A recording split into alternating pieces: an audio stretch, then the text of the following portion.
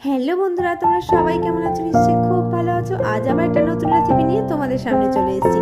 আজ বানাবো দেখো দই চিংড়ি। দই চিংড়ি বানানোর জন্য প্রথমেই আমি একটু বড় সাইজের গলদা চিংড়ি নিয়ে নিয়েছি। সেগুলো আমি ভালোভাবে ধুয়ে পরিষ্কার করে নুন হলুদ মাখিয়ে নিয়েছি। এবার আমি কড়াইতে তেল গরম করতে দিয়ে দেবো। তেলটা একটু গরম হয়ে গেলে আমি চিংড়ি মাছগুলো ভেজে একটা পাত্রের মধ্যে তুলে রাখবো। আর ওই তেলের মধ্যে আমি আরেকটু পরিমাণ তেল দিয়ে তার মধ্যে আমি গোটা গরম মশলা আর তেজপাতা ফোড়ন দিয়ে দেবো। ফোড়ন থেকে একটা সুন্দর গন্ধ বেরোলে এর মধ্যে আমি আগে থেকেই পেস্ট করে রাখা পেঁয়াজ, আদা, রসুন আর কাঁচা লঙ্কা যেটা পেস্ট করে রেখেছিলাম সেটা দিয়ে দেবো। দিয়ে ভালোভাবে আমি একটু ভেজে নেবো। একটু ভাজা হয়ে গেলে এর মধ্যে আমি পরিমাণ মতো জিরে দেবো, ধনে গুঁড়ো আর সামান্য পরিমাণ কাশ্মীরি লঙ্কার গুঁড়ো অ্যাড করবো। ভালোভাবে আমি মশলাটা কষিয়ে নেবো। মশলাটা একটু কষানো হয়ে গেলে এর মধ্যে আমি হালকা দিয়ে একটু বেশি পরিমাণ টক দই দেবো।